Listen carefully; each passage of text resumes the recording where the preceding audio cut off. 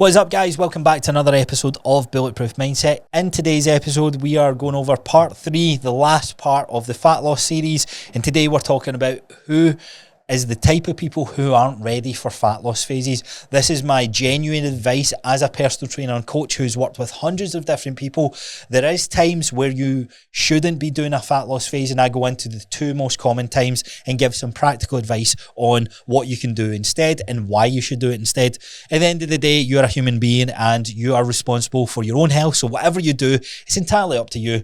There is rights and wrongs, but it all comes down to personal preference and personal bias. But hopefully today's episode will shed a bit of light on other things that you can focus on. A quick mention before we get into today's episode. Every Sunday, I am doing a Bulletproof Lifting Club. This is a free to join experience. All you have to be able to do is make it to the studio here in Airdrie. You can lift the weights, work out with me for an hour, have a bit of fun with other people, and yeah, let's just have some fun lifting weights.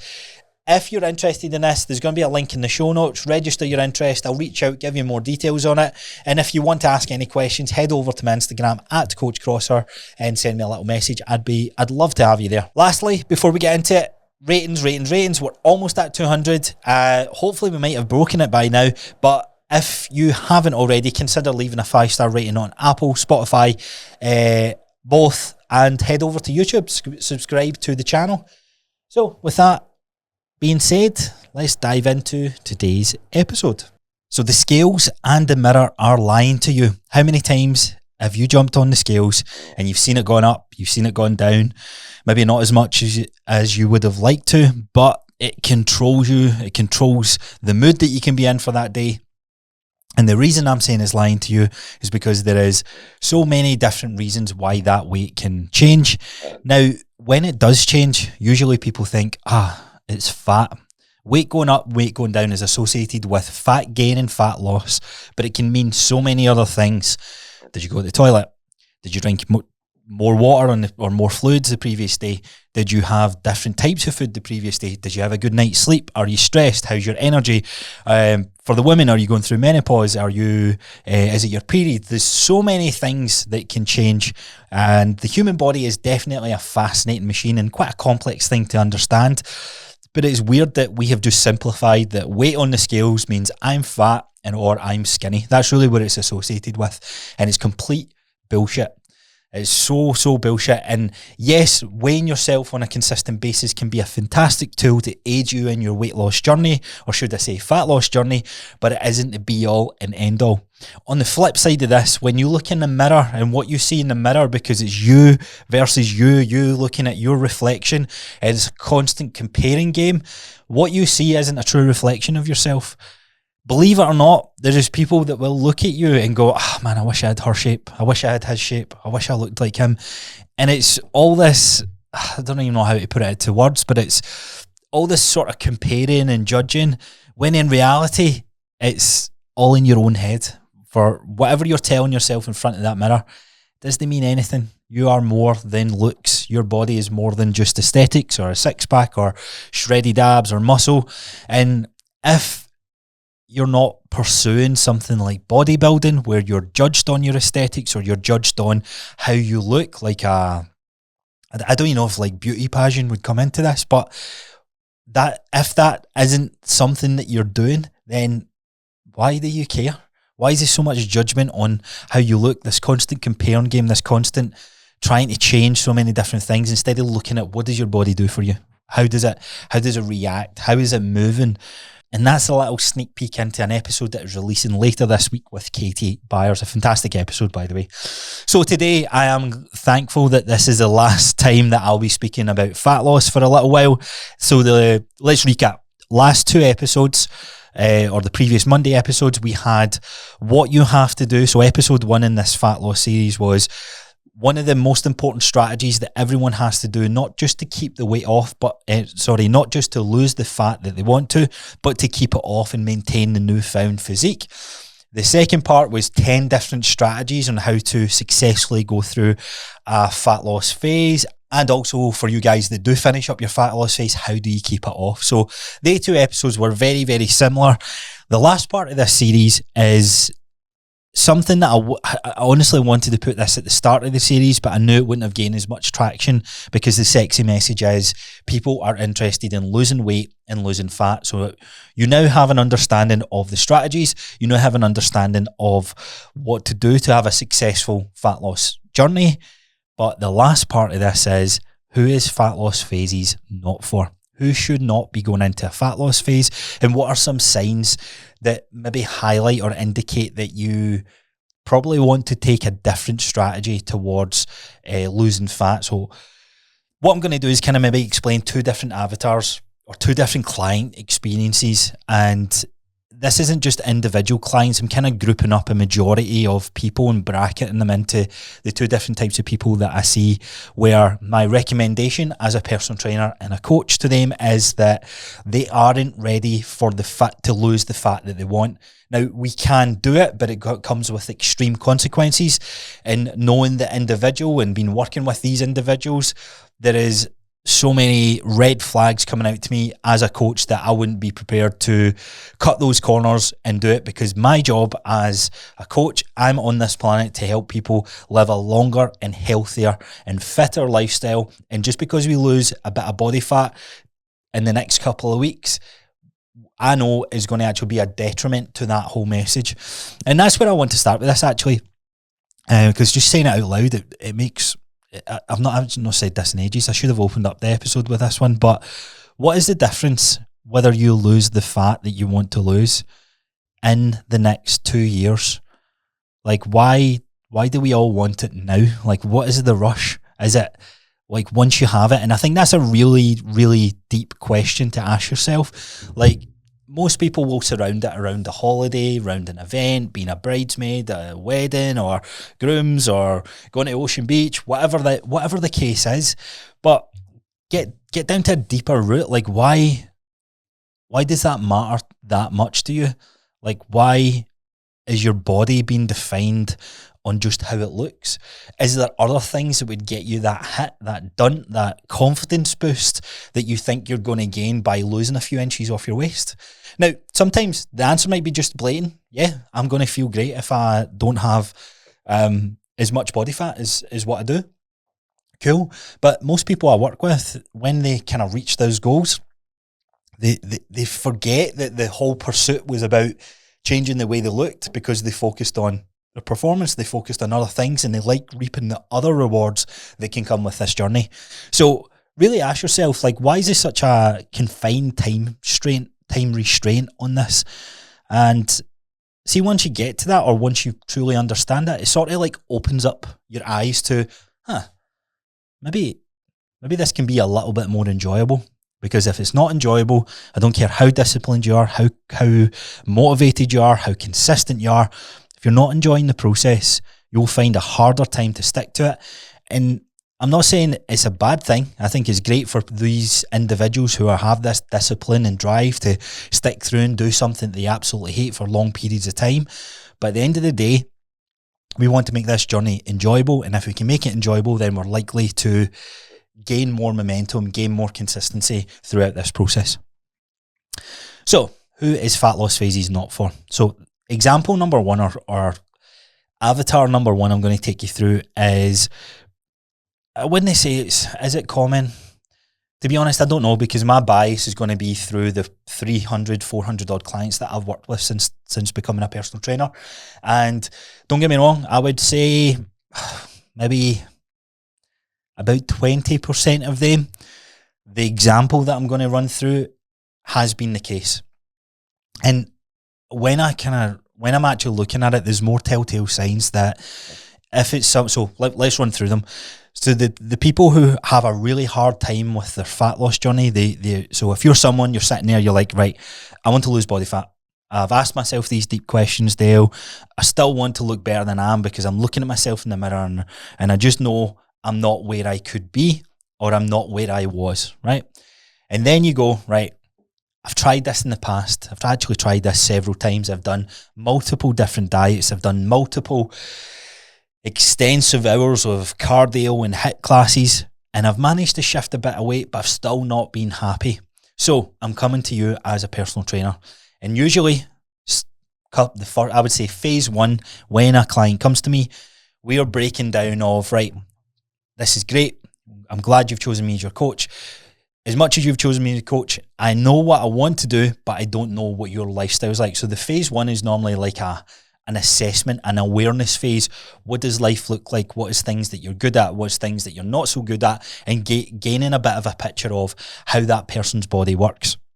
Now, the clients who come to me and the avatar of the person that I'm explaining, if they've done multiple different diets, I've said in a previous episode, your body responds in a fascinating way where it becomes more adaptive to that stress. So if you're going through high calories and then you interrupt it by shortening the calories that you have because you're on a diet, your body's going to respond and go, right, cool, let's lose that body fat. You do that enough times, your body goes, whoa, like we don't know when we're going to get fed again. So it picks up on the pattern, and that's why dieting becomes harder and harder the longer and longer you do it.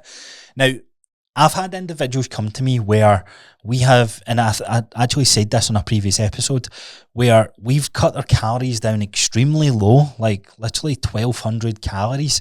And this has been clients who have been going to the gym 3-4 times a week.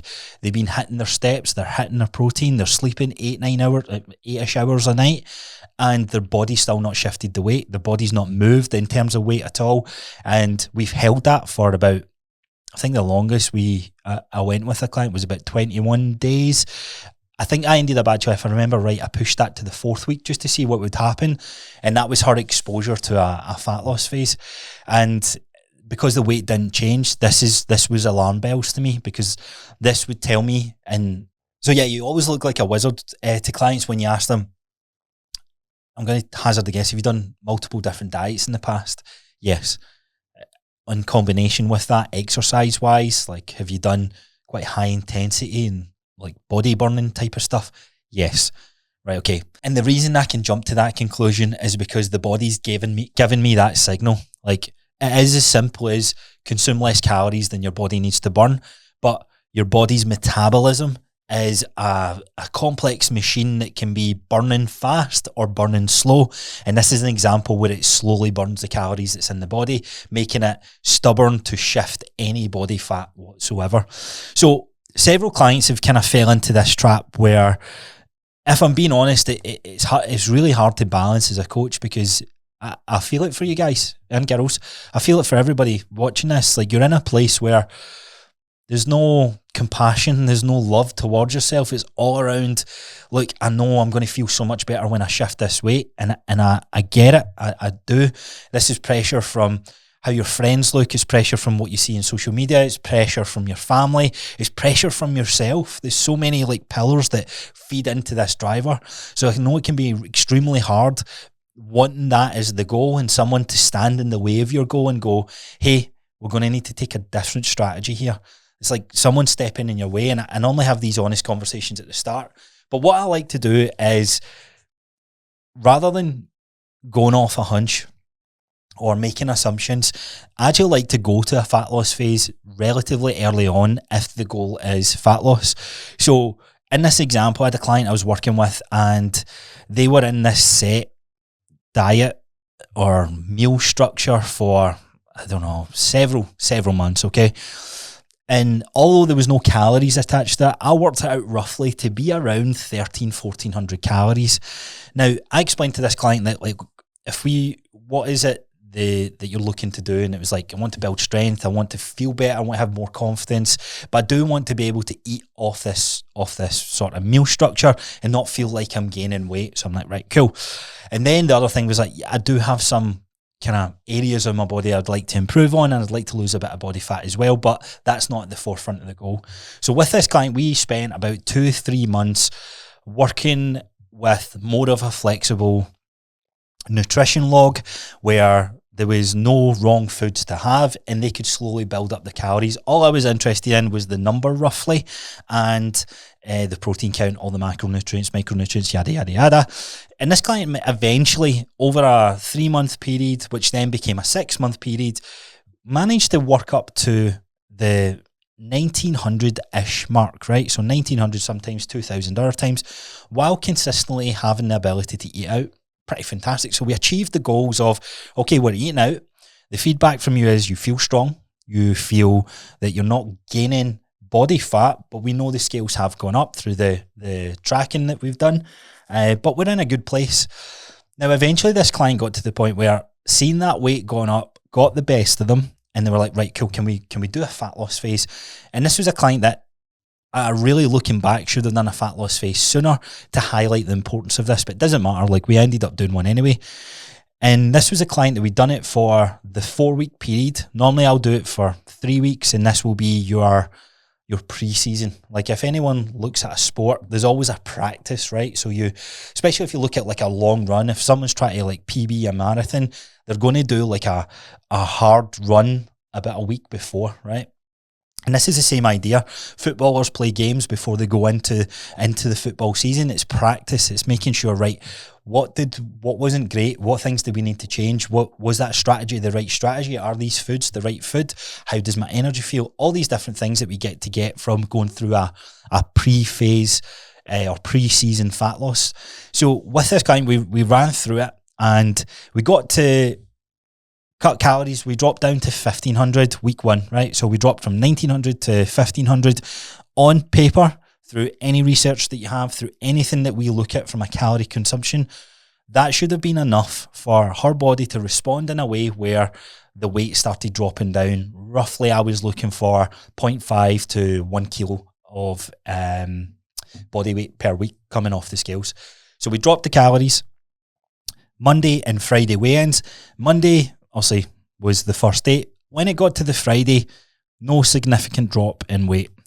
Next Monday to Friday, no significant drop in weight. And it's so hard for a client because you're busting your ass. You're like, man, I actually feel really hungry.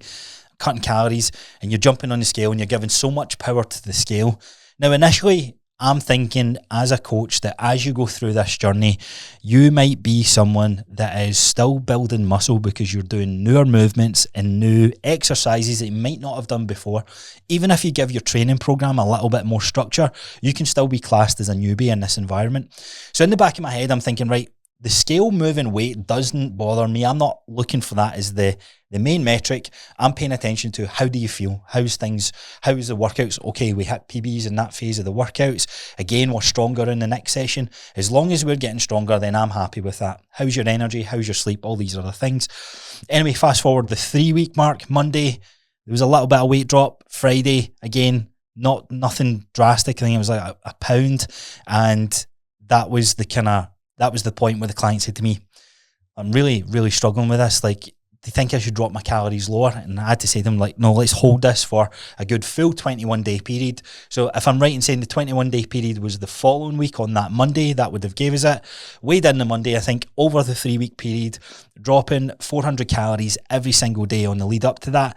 And albeit there is times as a coach, you can think to yourself, is everything being tracked? Is the right things being tracked? Are we missing any foods whatsoever? And this can be a very naive place to stand as a coach. And I want to communicate this to the personal trainers that listen to this podcast, because automatically that's what we're taught. If they consume less calories, they will lose weight. But the other thing we're not taught when it comes to the nutrition component is how the history of our bodies can work, how our hormone profiles are, and more importantly, what is the state of our metabolism.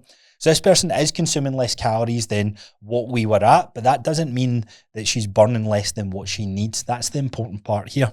So anyway, we get to the 21-day mark. Now, the decision I made here at this point was to drop it to a comfortable place where the client was kind of driving the numbers. And we trialed a few days. So one day we went to 1,400 and another day we went to 1,300 to see what the feel was like on that day. And the 1,300 day wasn't as bad. So she said, or the feedback to me was that hunger wasn't as high as expected. She could feel periods of hunger, but it was enough to persevere and push through. And we decided to stick with that 1,300 for the last 6-7-ish days.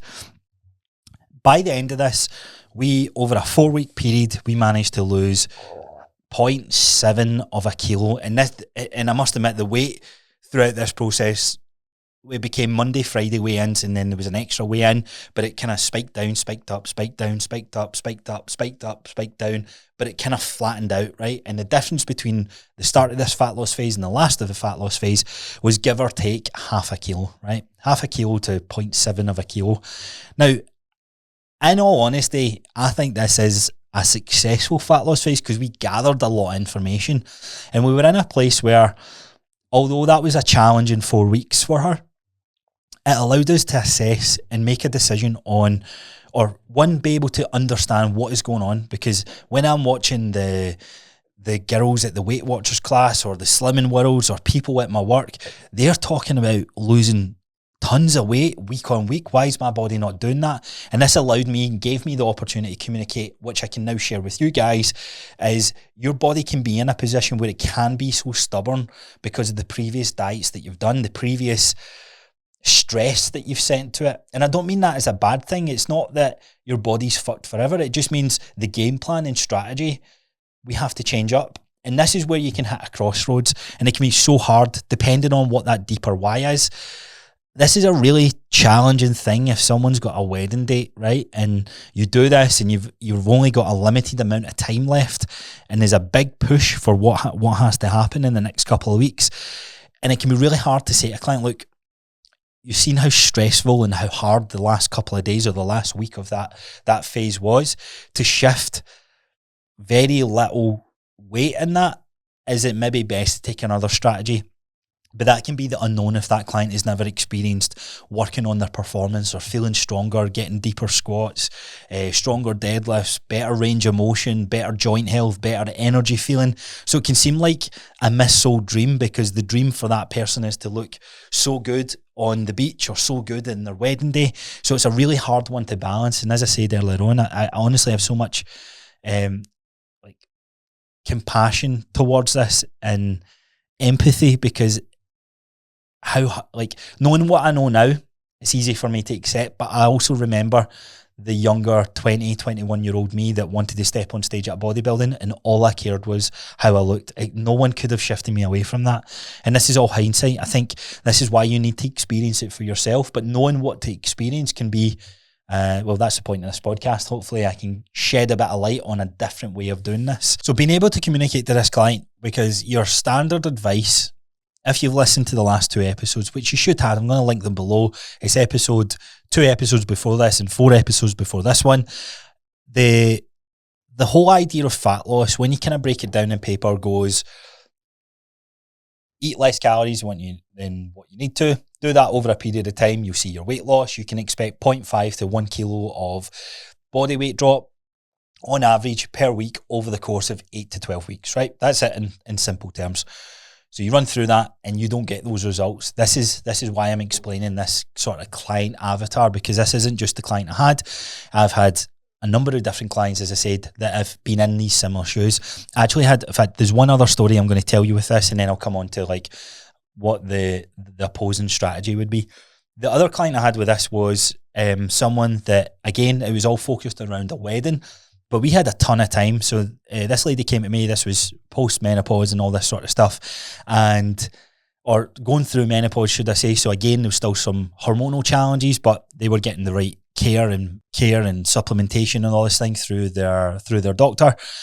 And we had, if I remember right, I think we had it was just shy of a year. So it was about 10 months to work on this person's initially coming to me to look good on the wedding day. Okay, so it was all fixated around looks, and I thought, right, let me kind of play into it as a coach and hopefully win around with the style of training that I had at the time, or the full body approach, and just get her consistent in the gym, feeling good, feeling strong, all this sort of thing. So anyway, one of the biggest fears that this individual had was really being scared to weigh themselves.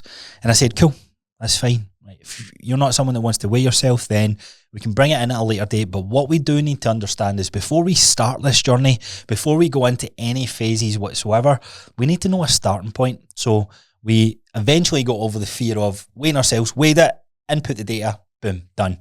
And throughout 7-8 months, we had a fantastic training relationship.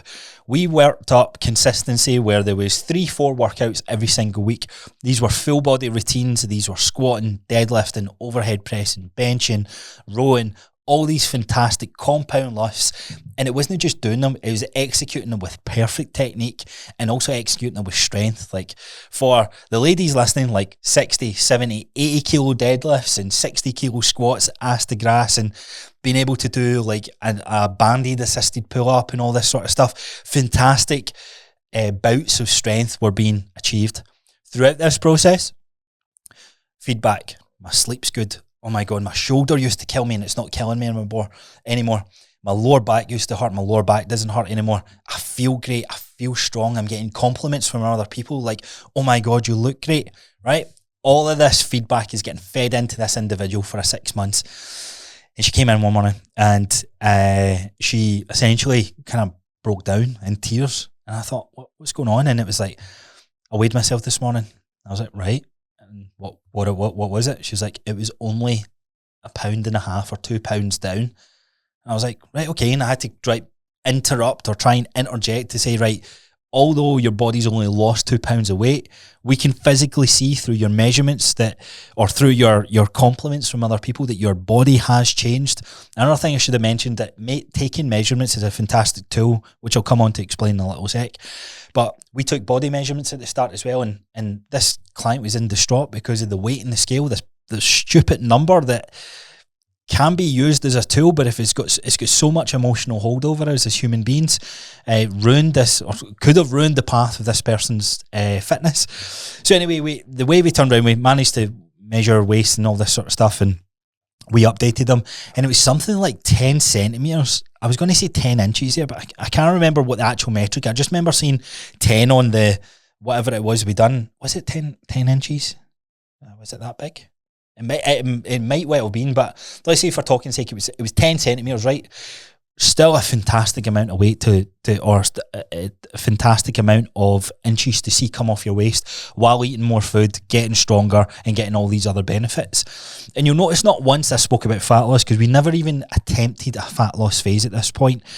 Now, in hindsight, there should have been more energy and emphasis put into increasing this person's calories, because we never really topped out any more than 1,500, 1,600 calories, because the feedback was there was a lot of psychological and emotional hold over the foods that this person ate. And to be honest, it was kind of out of scope for me to try and push that. I knew I would have done more harm to her relationship with food and her relationship with fitness if we kept pushing those boundaries, although she understood the whole food is energy. But on the flip side of that, there was then a push to try and get under a certain weight, and this is where it became really challenging, because we were eating 1,500, we dropped down to 1,200, and I think we even went as low as 1,100 calories, and her body just didn't want to respond. It just didn't want to do it. Now, I don't want to share too much about this person's history, but this was someone who spent 30 years of all diets under the sun, from the Beyonce diet to all the celebrity bullshit to the what you call it, the keto, the starvation one. There's just tons of diets that she had experienced, and she'd stuck them out, and her body was so stubborn and resilient to any sort of cutting calories that it just held on to the mass and wouldn't let go.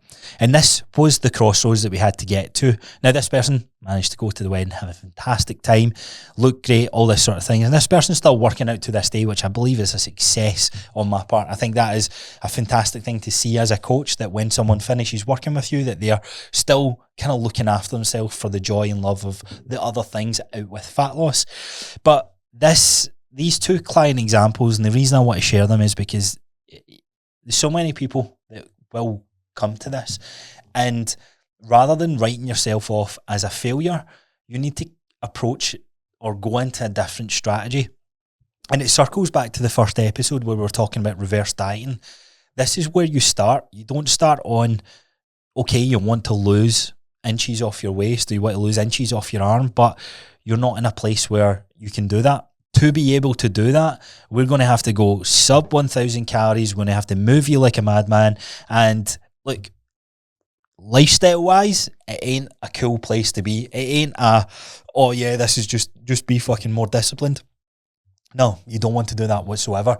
You want to take the approach of going, right, for years and years, I've been hammering my body to, or causing stress on my body to get more efficient, eating less and less and less calories. But is that lifestyle suiting me? Because I like to go out, I like to enjoy a meal out with my partner, a meal out with my friends, a meal out with my family once a week, once every couple of weeks, couple of times a month.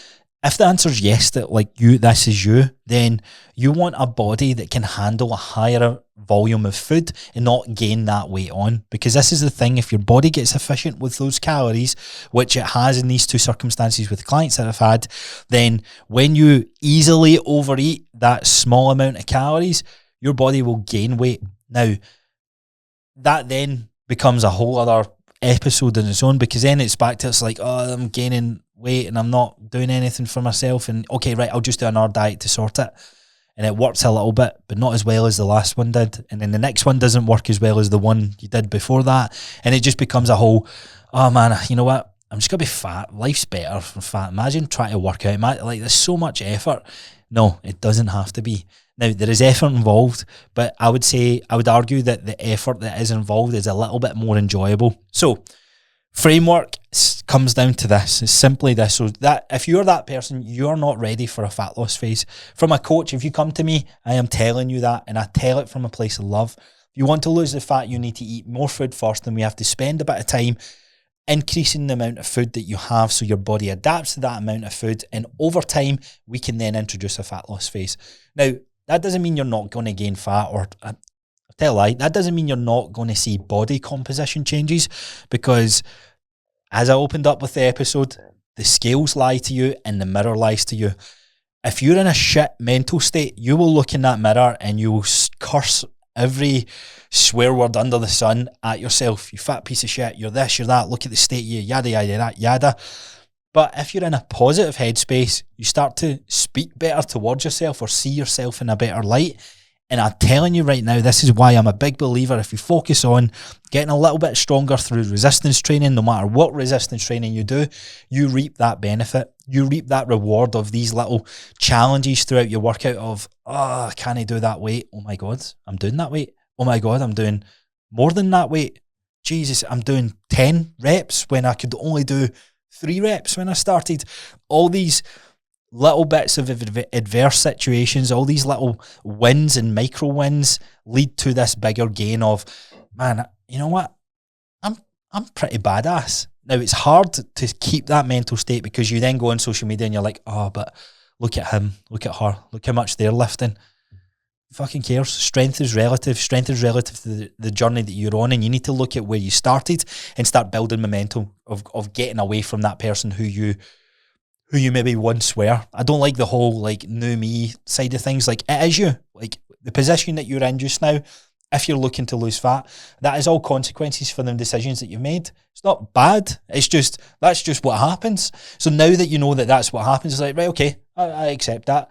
Am I prepared to put my body through that sort of stress of a diet again? You know what? No, because they've not really worked for me, and they've only worked for a short period of time, and they still not gave me what I'm truly looking for this. And that's why you need to get clear on your why, get clear on your purpose of what is it that you're wanting to work out for. And that's why I like shifting the focus to like understanding a deeper purpose or understanding a different why. Things like wanting to be able to live a longer quality of life, like be able to have strength and be mobile and be active and powerful and all these sort of things as we get older, to enjoy the life luxuries of family, friends, experiences, being whatever it is. And yes, body fat can play a part in that, but it's one little small part of that. And I know that's really hard to hear from someone who's in a good place, and you might be thinking, oh, like you don't have the same challenges I do. I've get this additional weight that I really want to shift. Then we can still shift it by putting the focus onto some other things. It just means you have to be comfortable knowing that part, the phase that you want to go in right away, needs to be delayed by a couple of months or whatever. Now, circling back to the first episode, we talked about reverse dieting, and this is essentially where you want to start. clients who have this, or if you're someone who has done several diets, it makes sense to start here anyway. And I love starting here. As much as I don't have clients where we've experienced a stubborn metabolism, every single client starts here with me. So it doesn't matter how adamant they are that they're ready for the fat loss phase. For 4 to 8, maybe 12 weeks, we slowly get them eating more food than what they think they should be eating, and pairing that with a good strength training resistance program, which of course I design. Now, what can you expect with this? Well, you can expect body composition changes still. You can expect more confidence, more energy, more feedback from other people that, oh my God, how much weight have you lost? And if you're weighing yourself, you're like, I'm not fucking losing any weight. What is going on? But as long as you lost the inches off your waist, you're probably going to be happy, I would imagine. But it's not just about superficial looks, because the other benefits is you're doing something for you, and there's a whole mental component to this as well. There's just so many other benefits which we can always dive deeper into in another podcast. But essentially, you are spending a bit of time getting your body used to the higher calories and consistently having higher calories. Now, this doesn't mean you're just fucking eating McDonald's and Chineses and whatever's going on every night. You're being consistent with the structure that you'd have with your fat loss, but you're having more food, right? So you're having usually a fat loss phase, you'll be eating less calories, but you'll eat more or less the same foods. You're having a higher calorie goal and you're sticking to that. Arguments can be debated on what is the type of foods to have. Personally, I'm finding the more whole foods you have, the better, right? I know people will love their protein bars, love their nutrient bars, but that it does not compare if you can be consistent having whole foods. So convenience is a part of this, and don't rule out the McDonald's and all this sort of things, but knowing that majority of the time, try and keep that to a minimal and spend time on being a bit more prepared with the higher calorie meals, or with the higher calorie days that are broken down into whole foods. So eggs, meats, cheeses, rice, things that you have to make that aren't packaged. You stick it in a microwave and then boom, it's done, right? Things that you need to prep because it's going to serve you better. You're going to get more nutrients from that. You know, I don't like saying this, but you'll feel better. You genuinely will feel better.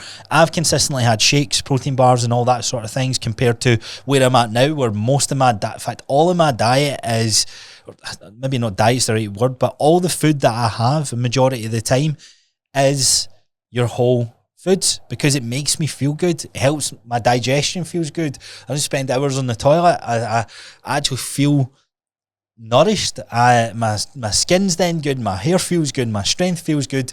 There's so many other things that food is to us than just weight gain and weight loss. So shifting your mindset onto trying to have the whole foods majority of the time is where you want to be at. So the last question you're probably having thinking about this is, how long do you do this for? It depends. I hate giving you this answer because I know it doesn't really help out as much. But some of you guys can do this for 3 months and your body will be adapted. Some of you, like the second client story I told you about, may have years and years and years of just ingrained repetitive behavior that your body is so adapted to that it may take you a year, may take you a whole 12 months of being very consistent with this before you're able to go into a proper fat loss phase. Now, there's a couple of signs of what you can look for when you know you're there. So reversing a little bit, signs you want to make sure is happening as you're having more calories is that you're getting stronger progressively throughout all your lifts. And this is why having a very solid programming throughout this can be fantastic. If you want a program, I designed a 6-month starting strong program before me and James decided to do our thing together. And this is 6 months of effective programming where you can follow something and have that structure and apply this process for the nutrition. And as long as you get stronger week on week and work through those phases, you'll be totally fine. So I'll leave a link for that. I'll leave a link for that in the show notes. You're talking like 20 quid a week. It's generally nothing when you kind of break this down to the value that you're going to get back from that. But anyway, moving on from that, that's the sign you want to make sure you're getting progressively stronger. And when do you know you're ready to attempt a fat loss phase? What I would probably say is every 3 months or so, interrupt your nutrition with 2 weeks, so 14 days of consistent drop in your calories. So I would maybe drop 500-ish calories off of where you're at. So let's say you're consistently eating 2,500. Try the whole 2,000. Try that for 14 days and see how your body responds. Now, what you do with that fat loss phase is entirely up to you, and it's very person dependent and situation dependent. I like the whole 4 weeks on, break, 4 weeks on. Do it in cycles and do it enough so that you spend enough time in the higher calorie state.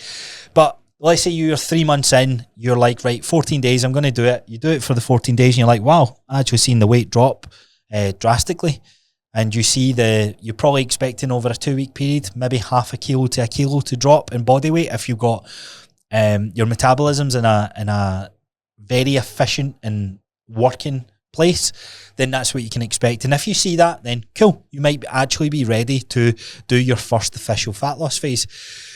If you see no weight shift with dropping down and being very consistent, then it probably tells you you're not quite ready. It's as simple as that. And you may have to do it for another 3 months and retest. But be honest with yourself as well. Make sure that you're being regimented with that nutrition drop. So it can't be... So taking the example, 2,500 calories, you can't just drop to 2,000 calories for 3 days and then have 2,500 the next day and then 2,000. Make sure over the 14-day period, you've averaged 2,000 calories. So some days might have to look like 1,800 because the previous days looked like 2,200. Does that make sense? So it balances out over those 14 days and you should see that shift. Like I said, if you don't, then more time needs to be spent just having a higher calorie amount and just sticking to your guns and going through it. Now, there is a movement component to this that is it's quite vital as well. You want to make sure that you are moving your body. So, I mean, research points to at least 8,000 steps every day, give or take, is a healthy place to be at. You can do more to elicit more fat loss, but that isn't a place I would recommend because that is one way that your body will it's like a double whammy. So it starts to slowly adapt to you eating less calories, but then you add an additional stress of moving all the time. So your body's like, fucking hell, we're going to be moving. We need to make these calories more efficient so it doesn't drop the body fat. It just gets you better at utilizing the lower amount of calories and dispersing that for the energy that you need for the bouts of cardio that you're doing. So bear that in mind. I wouldn't do cardio to lose fat. I think it is is a piss poor strategy. And I know running is a big thing just now. You need to be honest to yourself why you're running. You might be telling yourself, yeah, I'm doing it because I love it. But if you're tying that to fat loss, you're genuinely setting yourself up for failure. If you're going to slowly increase your calories to really work on your metabolism, be very careful with the long distance runs because it's going to make it harder. The way your body adapts with cardio is getting more efficient at it and utilizing the calories that you're sending yourself. So that will slow down this process. Now, if you want to run, by all means run, but just know that journey is going to take a little bit longer. Okay, so that wraps up who is fat loss phases for. That is example number 1. Example number 2 is a nice, easy one. It's not a good place to be in, but if you're someone who has a really bad relationship with food, you should not be doing a fat loss phase because if anything, it's going to amplify that relationship that you have that is already poor and it's going to make it even worse and it's going to do more harm than good whatsoever. And I would actually recommend if this is you, if you find yourself that is maybe quote unquote binging on certain types of foods, you feel that you have no self-control, you feel that you're not in a good place, in any diet that you've done in the past, you've had a hard rebound and gained more weight, then you might want to work with a therapist through this, someone that can help work on your relationship with food and still focus on getting stronger. But alongside getting stronger, you're working on your mentality and your relationship of what you deem have, because there's so much that can be attached to this. And the episode that comes out on Thursday with Katie, we're talking about trauma and how all these other things. This is another fantastic episode that I'd highly recommend listening to because we speak about how your body can be more than just weight gain and weight loss, which is mental, but also understandable of why we're at that place. So if this is you, that is the advice I've got for you. you'll know fine well if you've done several diets and you've had success with them, but then you've bounced back even quicker and some, then look, you ain't ready for a fat loss phase, and you might be better spending your time on gaining strength, gaining consistency with working out first, and then maybe making a shift or hiring a coach to help you through that. I'm always here if you need us. You can always ask us questions. And on that note, I think we'll wrap the episode up there. You know what to do. If you got value from this episode whatsoever, please consider sharing it on social media. If you've got Instagram, tag me at Coach Crossar, tag the Bulletproof Mindset page at Bulletproof Mindset __. Leave a rating, leave a comment below on YouTube if you're watching, like the video, subscribe, and I'll see you guys on the next episode.